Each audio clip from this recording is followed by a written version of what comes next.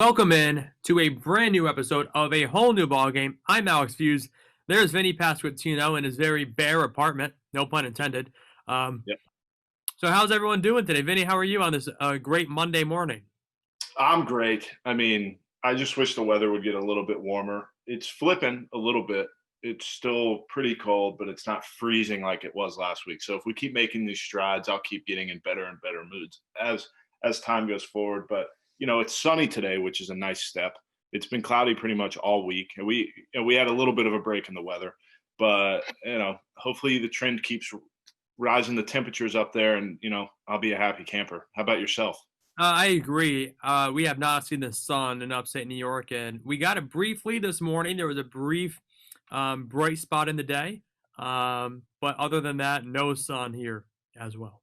Yeah, I guess it's just that's what you get when it's January, I I suppose. hate the month of January. I wish that we could just ban. I Like mean, I, well, the thing in Virginia is normally it doesn't, and I'm not in Virginia now, so I can't really speak on Tennessee because I haven't been here that long. But in Virginia, it wouldn't be too bad through November, December, and even early January. The weather's not that bad. But then the end of January, February, and the beginning of March, it gets real windy. It gets real frigid. And for the college baseball players that play there, it's just miserable, especially in Norfolk because it's so windy. You're right on the water. It is just so freaking cold. And we always open up at home. So it's just one of those things it really just builds character if you play in such weather like that. That's true. That's a great way to look at it. I agree. But we got a great show this morning. Jonathan Heasley, a pitcher in the Royals organization, he dropped some knowledge about just his mindset when he steps on the mound and what he went through pitching in Kansas City after the season ended with all the guys too. So it was really cool to just hear his perspective on everything. Yeah, and for anybody worried, we are going to move on from Royals people at some point in our lives. Our direct contacts at the current moment when we started together last week, it was easiest to get our, not necessarily closest friends, but people we work together directly with. And that just so happened to be Royals people to start. So the Royals players, we've had some, other people that are a part of the Royals organization. We are moving forward. This is not a Royals podcast, right? This is our podcast. This podcast has nothing to do with the Royals. So there will be people that aren't involved with the Royals organization on this podcast. Don't you worry, everybody out there. We will get into some other organizations. Things take time. Rome wasn't built in a day. And that's my favorite quote because it's just such an important quote. And that's what we're doing here at A Whole New Ballgame. We're just building. We're building the foundation. Right. We're building a strong base. And that is what is a common theme with people that work in the Royals organization? Quality people. So we are building our base of this podcast on quality people. And that is what it's all about, baby. And that's just what we do. So, but don't worry, anybody out there. We are moving forward from the Royals organization in terms of this podcast. Yes. But today we got a pitcher from the Guess Royals what, organization. everybody? Today we've got a pitcher in the Royals organization. Just get over it. It's a good interview. It's a great interview. And again, talk about quality content. We hope you agree with us that this is a quality interview with none other than Jonathan Heasley. A brand new episode of A Whole New Ballgame. Joining us on the podcast today, John Heasley, top prospect in the Kansas City Royals organization. John, how are we doing today? We're doing great, man. Just hanging out. Moved in new apartment with the new wife, so just newly married. Congratulations. Thank you. I appreciate it. So getting adapted to the married life, we're enjoying it. So just hanging out, working out, same old, pretty much. Yeah. So I guess the first question that I'll have to ask is, how is having a wedding under these circumstances? Because I'm sure that you had this wedding planned out well before. Yeah, we probably knew the word coronavirus. So exactly. That kind of you know how it went in spring training, but nobody thought it was going to last this long, obviously. So, when people asked us if we thought it was going to affect our wedding at the beginning, we would just laugh at it. No way, this is going to last until November. And here we are, and it's still here. We really didn't have to do too many adjustments. Obviously, some people just didn't. The amount of people changed a little bit just because people obviously didn't want to travel and stuff like that, which we completely understand. But our venue was pretty large, the capacity. So even if we had to do like a 25%, the amount we had still would have been fine. So like we had people spaced out pretty good and everything like that. So it wasn't too much different. Just obviously some people didn't travel and stuff like that, but it was still awesome. Best day ever. And we enjoyed it. So that's all that matters. We got married at the end of the day. What was your favorite part of the reception? The reception, I mean, it's just fun having everybody out there dancing. Everybody's having a good time. All your friends and family are there to celebrate, and a lot of sweat and stuff going on the dance floor, but people were getting after it, so it was a blast. I don't know if there's like one moment in particular that sticks out, but I mean, it was just the best night throughout for sure. So you are known as a mustache guy, especially throughout the Royals organization. And I want to say this is the first time I've ever seen you with a beard. So what was the decision making behind that to let the chin piece and the just the beard grow out instead of just the stash? So yeah, I prefer this look, but obviously, the rules don't allow that when we're in season. And my wife and I have both agreed that the no facial hair look is also not for me. So I keep the mustache in there just to keep a little facial hair alive. And then last year, the Legends, the logo was a mustache. I had no choice but to keep it. So I had to roll with it and had a decent year. So maybe it's the power of the mustache, who knows? So we're just going to ride it out as long as I need to. Well, some guys are just mustache guys, and you are absolutely one of them. I'm not, but you just have a face for a mustache. Yeah, I try and wear it with pride for sure. So again, thanks again for coming on the podcast today. And again, this podcast focuses on your career, the player's career. When you think back to your start playing baseball, what first attracted you to this game?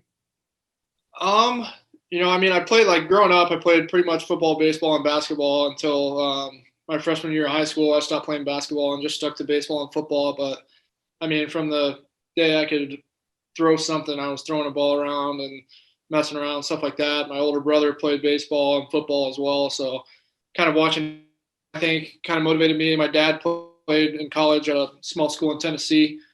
So he was like my coach growing up and stuff like that. And I mean, once I started playing baseball, it was just like I fell in love with baseball. Like basketball and football were fun, but something about baseball is just different. And I mean, ever since I was a kid, it was always my dream to play professional baseball. So it's been a blessing to have this opportunity. And I don't know, I just love the game. What is it about pitching that, really stuck with you there? Did you play any other positions? Yeah. So like throughout high school, I kind of played first. I played some first base, like when I wasn't pitching, but I was the best with the bat. So I think that was part of definitely the majority of the decision. And I mean, I just love pitching. I mean, I feel like I'm in control, and I like having that on my back and being able to pretty much control the game is something I like. And just having the ball every play, it starts with me. So I feel like I kind of like that role and kind of being in control. I just enjoy that aspect for sure. So with the major leagues not really deciding what they're going to do with the DH, what would your opinion be on that? Do you want it? Do you not want it? I would say I want it until I actually get in the box. I think I could do it, and then I get in there, and I wouldn't stand a chance. I might be able to get a bunt down, but other than that, I'm probably not sniffing it. Now, you said that ever since you've been, a kid, you wanted to play professional baseball. When you were a kid, did you care or have any opinion about which team you would have wanted to select you in the draft? What a loaded question. Have fun answering this one. All right. No offense, but I'll throw it. Besides the Kansas City Royals. Yeah. So growing up, I mean, I've been in Texas my whole life, so I was always a Rangers fan growing up. With guys like Michael Young was like my favorite player when I was growing up. And so obviously growing up, it probably would have been the Rangers. And then as it gets closer, I mean, you just think of like all the Red Sox, the Yankees, the Dodgers, like obviously those storied teams. You think it'd be cool to have an opportunity to be a part of something like that. Obviously, at the end of the day, you don't get a choice. But I mean, I couldn't be happier where I am, and the way the Royals have been throughout the whole process. It's been unbelievable. But if I could have picked when I was growing up, it would have been the Rangers for sure. So one thing I've been working on with Alex is the way he asks questions and what he asks. And Alex, I will say, don't ask a guy who's in an organization who he wanted to be drafted by. I was interested. Just ask him who his favorite team was growing up. That'll pretty much answer the same exact question. But so you're a Texas guy, but you went to Oklahoma State. So, and obviously Oklahoma State doesn't have the biggest rivalry as in compared to Oklahoma with Texas schools. But what kind of drove you to go to Oklahoma State? So whenever I was coming up, or like we'll go back to when I was growing up, like I was a huge Texas guy. Just like a couple of my aunts and uncles went to UT, so I was a big Texas fan. Just kind of because of them. My parents didn't go to like a huge school, so we didn't necessarily like pull for that the schools they went to. So I was kind of a Texas guy, like in the Vince Young era. I thought it was cool to cheer for the Longhorns. And then as I got older, one of my best friends was like born and raised in Oklahoma. So that was kind of where the OSU connection started. And then obviously I saw the success they were having in baseball throughout the recruiting process. Just got really close with those coaches. They were fairly new staff whenever I was getting recruited, and had some pretty good success early on. And pitching coach was unbelievable and had a lot of knowledge there. So for me, that was the biggest part, was just that pitching coach. And then also that same friend that I mentioned, I mean, we played baseball and football since we were like 4 years old. And we both had the opportunity to go to OSU together. So that was pretty cool. And that was definitely a factor of us being able to stay together and continue playing together, which was an awesome experience. So yeah, that's pretty much the story there. So you go from high school to college to pro ball. What was the biggest adjustment you had to make when you went from high school to college, then to pro ball? I mean, I think it's just every level you go up. I mean, you just got to be that much more fine. You know, the margin for error gets smaller. It really comes down to just perfecting your craft. Really, I feel like that's super cliche, but at the end of the day, that's the bottom line. I mean, especially now you see everybody's throwing hard, like throwing 95 normal. So now it's more of like what you can do with it, your off speed, got to be able to put it where you want. And so I think just coming from high school into college, especially, I mean, being in the Big 12, like it's no joke. Like these dudes are good. So, and then going into pro ball, it's just, I mean, the guys are more polished and the hitters have a different approach, much more prepared and stuff like that. So I think just being able to perfect what you have. And I think for me, the biggest thing's been command. Usually had a pretty good arm and good velocity, but at the end of the day, if you're throwing 95 down the middle, it's going to get hit. Vinnie can attest to that, and I can attest to Vinnie hit 95-mile-an-hour fastball pretty good. So it happens. So, I mean, just for me, the biggest thing I think is command, and just being able to control that and put it where you want it at the end of the day, I think is the biggest thing. So do you think that's the biggest thing that's clicked for you in pro ball, is just the control? Like, kind of, I guess what I'm more asking is what kind of sets you apart from other pitchers in, anywhere? Yeah, I think definitely as I've gotten into pro ball, my command has gotten a lot better in college. Honestly, my college career wasn't the greatest. I had a lot of command issues, a lot of walks, stuff like that. But I feel like I've been able to refine that, a couple small adjustments here and there. And then my off speed, I feel like my curveball is probably like my go-to pitch. A hammer is what most people would call it. And from a hitter's perspective, that's also what I would call it, having seen it firsthand. So a hammer, ladies and gentlemen, is what we call his curveball. Yeah, so I think pretty much for me, off of my fastball, that curveball is kind of the go-to. And if that's not working, I got to go to the changeup, which is it's definitely developing. It's getting there, but definitely some work to do. But definitely the fastball, curveball, and I think with the way the game's going now, I feel like that's a huge thing. With these, like if you spin the ball well with your decent spin rate with the fastball, throwing the curveball off that's super effective. So I think that's what's kind of clicked for me is combo, and that worked well for me, I guess, 2 years ago now. So one thing that we've talked about with other guests that we've had is kind of the role that technology has played in the game. And you're talking about spin rates and everything like that, efficiency. How were you able to grasp onto the technology and kind of the new phrases that we're using? Were you able to grasp that easily, or was that a tough adjustment for you to make? I think parts of it are easy to understand, and I think it kind of depends how deep you want to go. And to be honest, I haven't gotten super into it. I mean, there's parts of it that I really like spin rate, spin efficiency, and stuff like that. I think are very helpful for me personally. So I think it just kind of depends who you are and what your thoughts are. I mean, I know we have guys in our organization that are super into it, which is great, and some guys that aren't as into it. But I think it's definitely beneficial and definitely the way the game's headed. So I feel like if you're not getting into it and not at least trying to learn some more, you're kind of falling behind. But for me, it's been cool and been good to see, just like I talk about the spin rate on the fastball and stuff like that with the curveball working off it. Just being able to understand like how that works and stuff has been huge for me as far as like pitch shaping the pitches and trying to tunnel those things out of the same slot and stuff like that. It's been super beneficial. Actually, coming out of college, I had some like inconsistencies with my slot. I would throw a fastball from here, and my changeup would be from down here. So like with the Rapso, it shows you like your release point. It'll tell you like where you're releasing it from. So if I'm releasing a fastball like 6-1, I think is normal.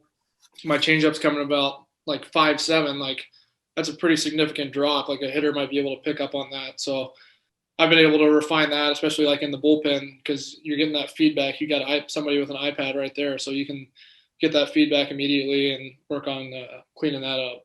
So that's something that I feel like you kind of it gets said a lot is I'm throwing a pitch from here, whatever, and then my changeup's from the side. How easy of an adjustment is that really to make, changing your changeup, like where you grip it, where you release it, to actually put it in the same spot as your fastball? Is that an easy adjustment to make?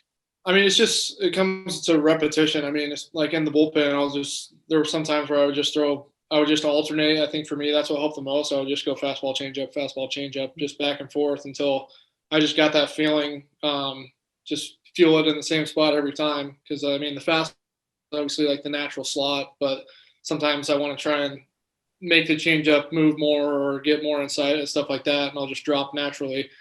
But at the end of the day, the best changeups I throw are when I'm coming out of that fastball slot. So it's just feel. I mean, just repetition and stuff like that, and that muscle memory. Now, you mentioned the use of technology. How much do you think that use of technology might have helped you in college if you had access to the same technology you did when you were pitching at college? Yeah, I mean, I think it definitely. We kind of we had a Rapsodo at Oklahoma State, and we kind of used it here and there, not a ton. But I think if we would have used it like we are now in Pro Bowl, I mean, it would have been a huge help. And I really like the Edgertronic cameras that we use now. It's like the super slow motion, and you can literally see every movement, how it's coming out of your hand and stuff like that. But I think it's definitely, and I know more colleges are using it now, but it's definitely a way to get ahead and get that work in early on and kind of kinks out of the way if you can before you step into the next level. Are there any changes that you see in like the landscape of baseball? And this is a loaded question, I know, but that you would want to see as a pitcher? Like, is there anything that you would want to be changed in any way? I mean, I can't really think of anything off the top of my head. I'm not sure how I feel about this like robot strike zone. I don't know about that, but I feel like it's probably going to happen eventually. But I mean, I think there's good and bad things that'll come from that. Mm-hmm. I mean, umpires are just part of the game. But, I mean, you're going to get complaints from both sides if that were hitters and pitchers. But that's definitely an interesting topic because we used that in Arizona, the second half of instructs, and it was an adventure, I guess I'll say, with it. I haven't had an experience with it, but I can imagine it's pretty interesting. Yeah. Yeah, I don't know about those. I don't know how I feel about them. Yeah. It changes, the whole game, in my opinion. Yeah. I guess to go off of Vinnie, Vinnie's loaded question. What's one thing that you think is a huge part of the game now that is underrated, in your opinion? All right, say that again. Like, what's one thing that you think is underrated, like as a pitcher? Just like a rule or that something is underrated. That's a not a good question. I'm sorry. No, you're good. I mean, I feel like nobody really talks about like a drop third strike anymore. It's just random, but I'll just go with it. I feel like nobody really talks about that anymore, but at the end of the day, like you see it sometimes that can change the landscape of a game. Like you strike a guy out and you're all pumped, and then next thing you know, he's standing on first base and you got a guy to deal with out there. So it's like, I feel like that's kind of a tough thing as a pitcher. If you're feeling good about punching a guy out and next thing you know, he's standing on first base because the ball gets away or whatever. I feel like nobody really talks about that much. Kind of an underrated type deal, but Yeah. that's not all I can think of, to be honest. We talked about your past and how you got into baseball. What else would you be doing right now if you weren't a professional baseball player? That's a really good question. Thanks. So I'm still finishing up school, so I've got like 6 hours left, so I'm about to knock it out. But I don't know. I mean, I can't imagine not doing something involving sports. That's pretty much what my whole life revolved around. So definitely want to stay in the sports world somehow. I'm not exactly sure what exactly that would look like. My degree is sports management, so maybe working for a team or something like that down the road. We'll see, but trying to ride this baseball thing out as long as I can and hopefully have some time before I have to make that decision. What would be something that, like, you're going to school, getting your sports management degree, what's something you're interested in that you didn't think you would have been interested in now that you're about to get your degree? Like, what's something that interests you taking a class or something? Like, was there anything that you found an interest in? Yeah, so I've taken like a couple like sports marketing courses, stuff like that. So I think that would kind of be cool to get on like the marketing side for a team or something like that, and just kind of seeing like how big social media and stuff is now, just with all the exposure teams get and coming up with stuff like that. I think would be something kind of cool to get into. But yeah, I kind of like that side of things, like more of the marketing side. I'm not sure, like managing a team or something like that. But I think I kind of like the marketing side. I've taken a couple classes on that. That's been cool to just learn about how all of that works. So I think that'd definitely be something that could be pretty cool.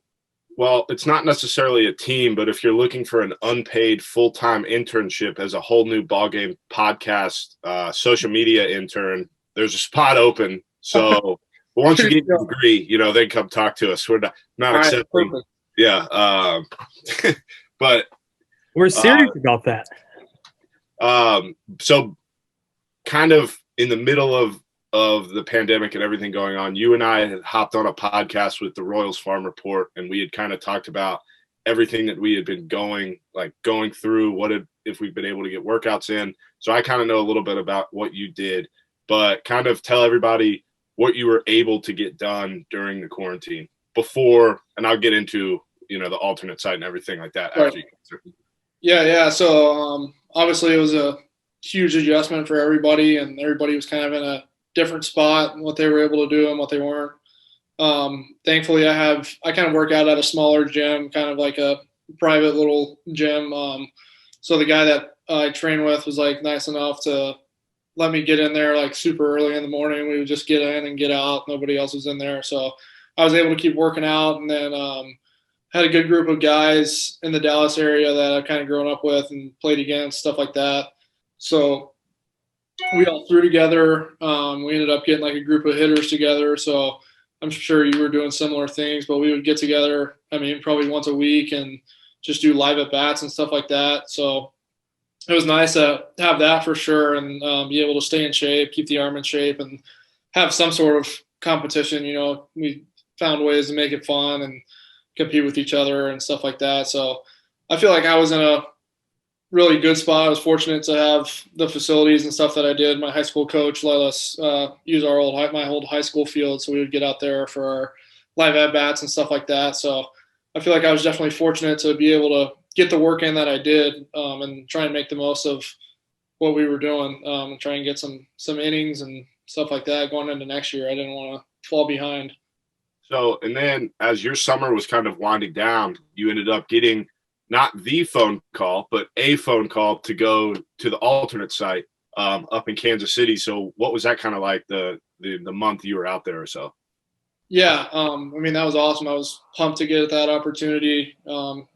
Sitting there in Dallas, just throwing to the same guys week after week was kind of tough to get motivated for there at the end. But at the end of the day, it paid off, and I got that opportunity. So definitely glad I stuck it out and kept working. Going up to Kansas City was awesome. Like you said, it's not the call, but I mean, it was still awesome to have that opportunity with the guys that were there and the talent that was there. It was definitely a good chance to get better and get some exposure and have that sense of competition, like I talked about. And I mean, you're facing good dudes up there. I mean, it was no joke. So definitely a good chance to get better, and obviously being able to have the coaches there. I think that was the biggest thing for me is like, it's kind of tough when you don't have a coach there watching. Like, obviously you know what you need to do to a sense, but if something starts getting out of hand or getting out of whack, like nobody's really there. The guys that I throw with don't necessarily know everything. So like if it's just I had like a little small mechanical thing that had pretty much changed like with my hands and I didn't even know I was doing it. And so like just being able to get up to Kansas City and have those coaches around and have eyes on you and helping you out with that was huge. And obviously just the opportunity to throw in front of them and have that was awesome for sure. Very thankful for that. So your summer kind of went from, spring training, quarantine, throwing at a high school in front of, the same dudes all the time, going to Kansas City to the T-Bone Stadium, and then in September and October going to Kaufman and playing in real games against, still inter squads, but not as, they were more competitive than what was happening at the alternate site. So what was that like, kind of a buildup of the summer to then finally being able to pitch in actual games?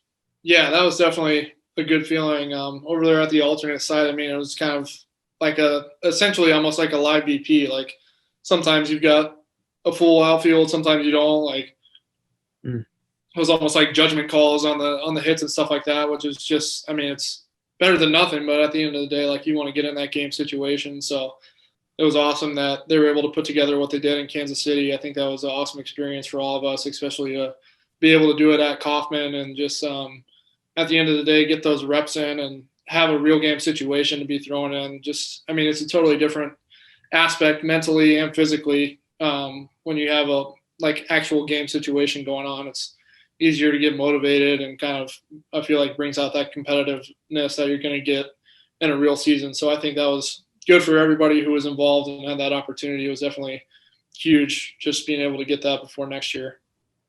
Who was one player you were looking forward to face? I mean, it was awesome having, especially at the alternate side, having some of those like AAA guys and, like guys like Mick Broom who were kind of up and down, just being able to get the opportunity to throw against those guys. And then obviously the guys in Kansas City afterwards in that other camp, Bobby Witt and guys like that are kind of the up and coming dudes, like Vinnie and stuff like that. But it was a good opportunity. And I mean, everybody out there was trying to make some moves and get some exposure. So everybody was getting good reps in, and it was definitely competitive. And we had split up into teams, so it was fun to compete and keep track of the wins. I think my team was on like a 6-game skid to start out, and then we got like 6 in a row back. I left a little early, so I don't know how it ended up finishing up, but I think it was pretty tight. He was on Team Thorman, and I was on Team Pena, and for the first 6 games, I believe, Team Pena won every single game, and we did not think we were going to lose. And then all of a sudden, it was a 6-game flip, and the series was tied. And then I want to say it ended at 7-7-7, everybody's record. So there's 7 wins, 7 ties, 7 losses, and it just ended up being equal. Yeah, it was nuts. It was fun, though. A lot of fun.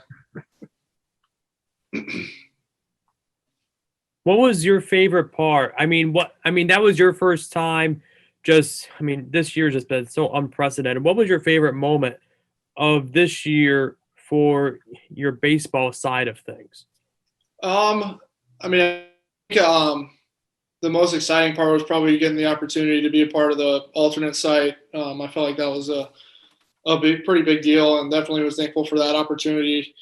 And then the other part, just being able to be in Kansas City. We were at a sweet hotel. It was a big league setup, and then being able to work out at Kaufman and be in the locker room and stuff like that was super cool. Just kind of gave everybody a taste of what it's like in the big leagues, and I think it was a good motivator for everybody. Like, this is what it's like. They were pretty much treating us like big leaguers. The clubbies and stuff were taking care of us. So I think that was pretty cool for everybody to see and kind of give everybody a glimpse into what the future could be like potentially. So I think that was awesome.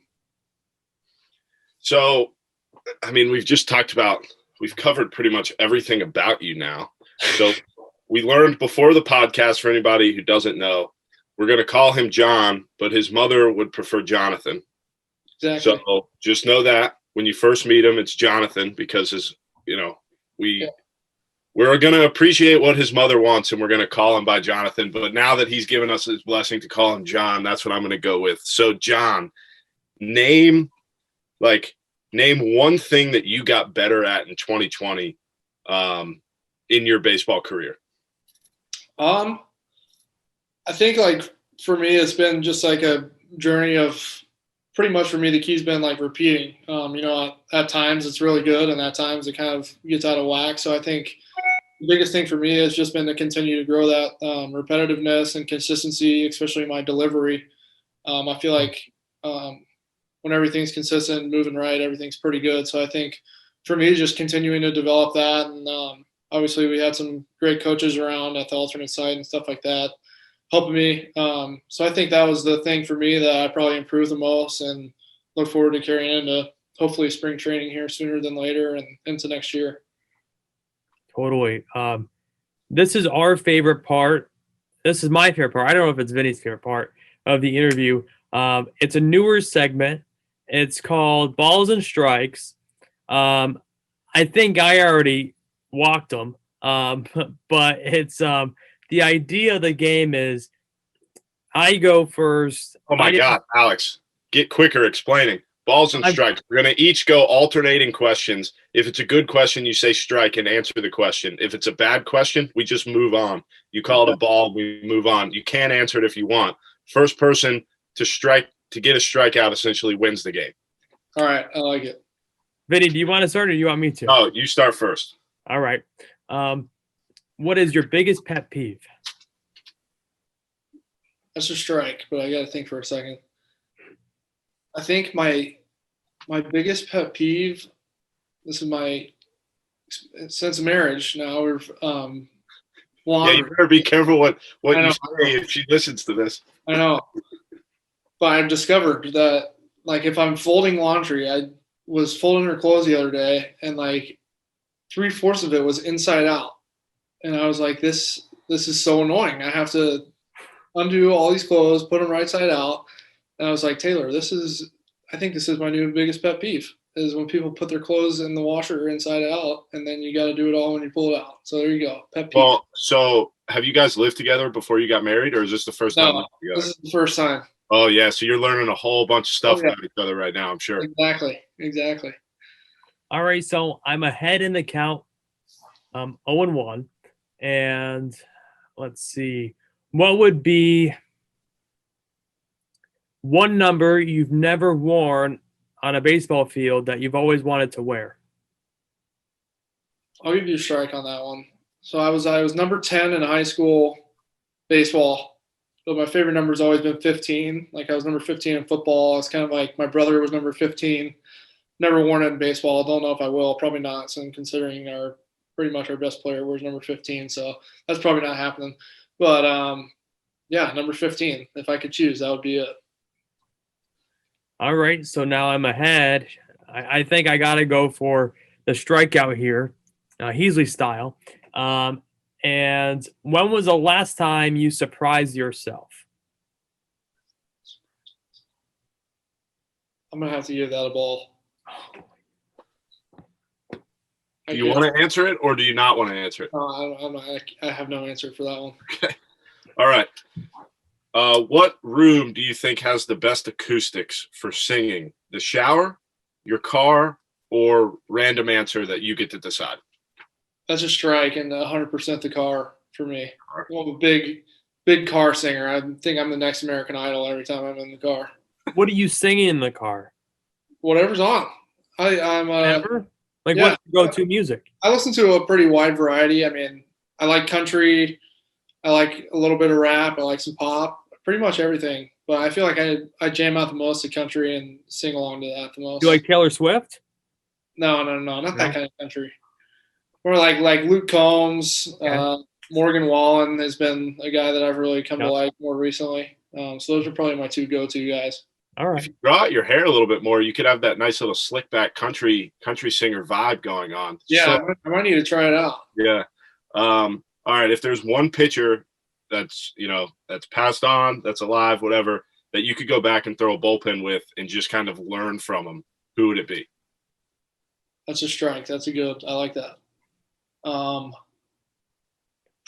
That's tough. There's so many options. I would probably say. I mean, I might go with a current guy like a DeGrom. I mean, that dude is a freak of nature. Just sits like 100 with a hammer. Hey, hey, Jacob, how do you throw 94-mile-an-hour sliders? Exactly. Like, just unreal. So I think just be able to like pick a guy's brain like that and figure out kind of what his thoughts are and how he does what he does would be pretty interesting and cool to listen to. Do you prefer drinking out of glass or plastic cups? As a ball. It's fine. I need you to answer the question for the podcast, though. Probably plastic. Wow. I feel like it's just easier. More convenient. Don't have to clean the glass after. And I feel like I drink more like out of plastic bottles and stuff, you know? Yeah. No, makes sense. To each their own. Yep. Go ahead, Alex. You're up. I'm thinking. Okay. I'm thinking. So I'm still ahead 1-2. What's one movie, if you had a life or death situation to put on a movie to say all the. You don't even know how to ask this question. I don't. I'm trying to figure it out.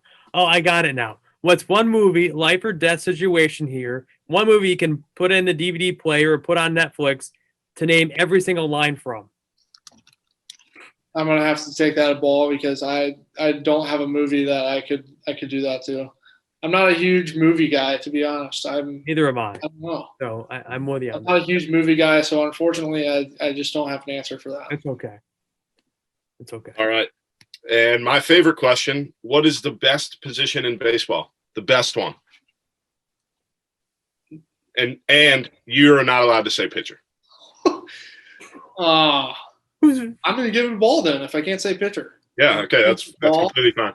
And I just want to let you know that your answer depends on if you're going to be on our list of guest of the year. I just want to know that. I'm going to say the best position in baseball. Oh, man. I'm going to go with the shortstop. I feel like that's just kind of like you're kind of the dude if you're the shortstop. I feel like that's kind of like the athlete. Like I agree, John. Like the leadoff, usually top of the lineup guy, kind of can do it all. Yep. Well, let me tell you why it's first base and why you're wrong. First base. Yeah, I was gonna say first base. I knew that is the correct answer. This wasn't an opinion question. It was a yes or no. First base, best looking guy on the team. So that's number one. 2, most flexible guy on the team. That's good too. 3, sure. You're probably tall, and people seem to like that. Not that we're against, like, Alex is 5'4". We're not against that. We're okay with that. You're taller. 4, you can talk to just about anybody on the field, umpire, first base coach, guys on first. And 5, most of the time you hit homers, and that's cool. So we're at 5 things here, and you were only able to describe the shortstop being like the dude on the team. Like, is that cool? No. So first base is the answer, Alex. Go ahead with the question. All right. So it's 2-2 count.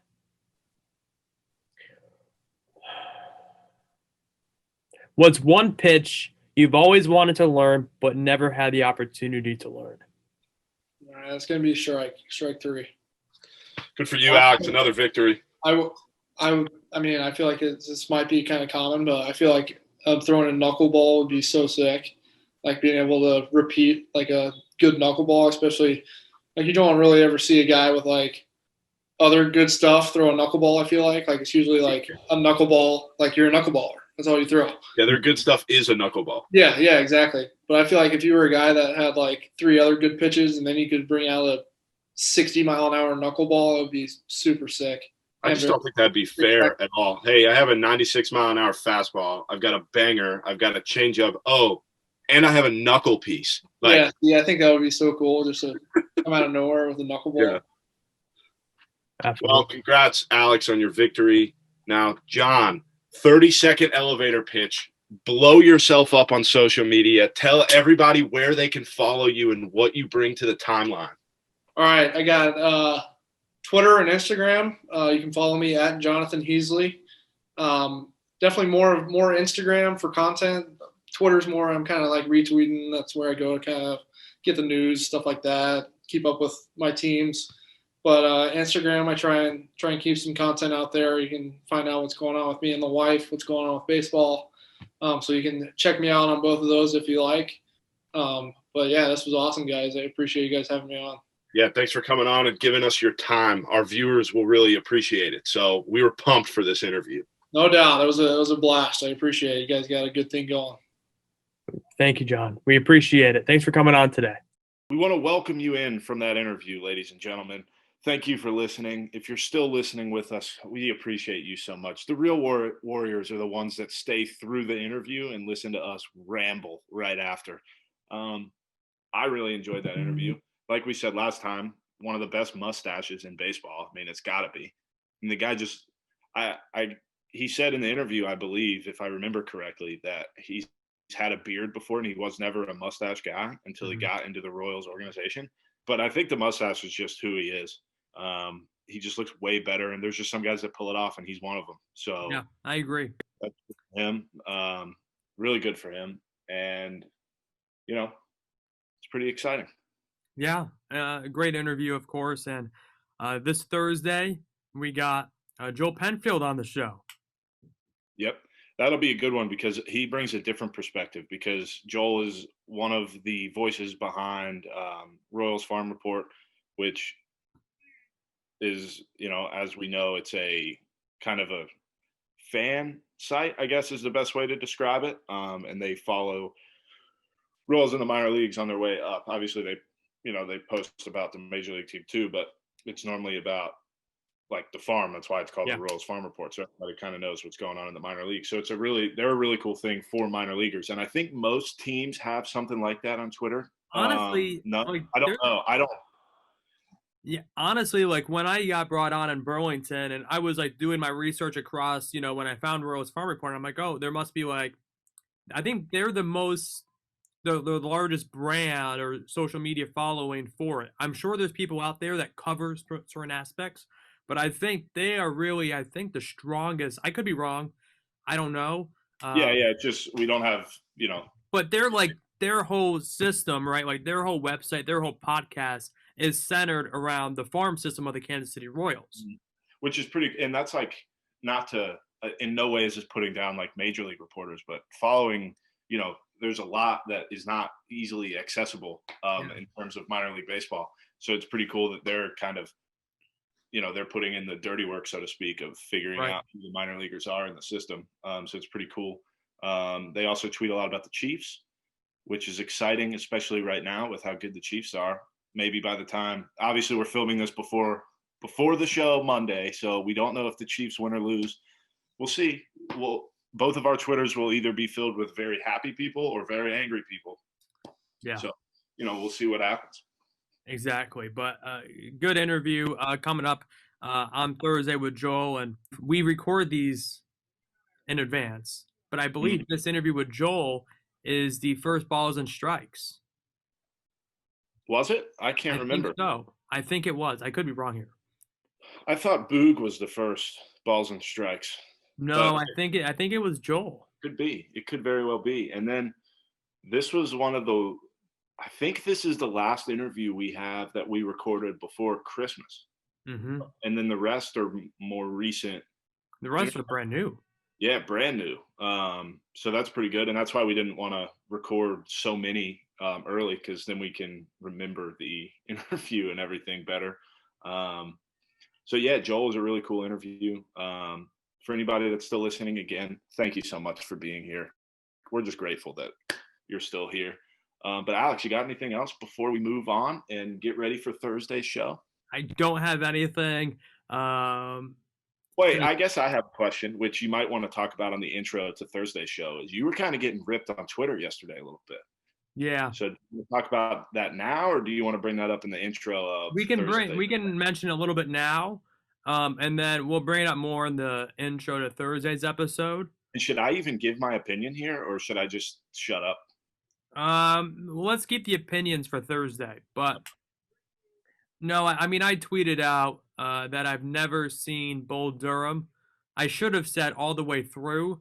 I think I've tried watching it at least 6 or 7 times. Well, have we discussed that Burlington Athletic Stadium is where that movie was in part filmed? Yeah. I mean, and I've seen parts of it. It seems like a great movie, but you're just saying that to appease the fans right there. That's the only reason you just said that. I have seen parts of the movie. It seems like I'm not going to discredit anyone's opinion. Their opinion is valued. I understand where they're coming from. Oh, right. But an opinion is an opinion, right? So it's not you giving your opinion isn't discounting somebody else's opinion. Right. But people sometimes think that way. But yeah, that's not how we think here at Whole New Ballgame. No. So, I mean, I have not seen Bull Durham all the way through. And I mean, I consider myself a very strong baseball fan.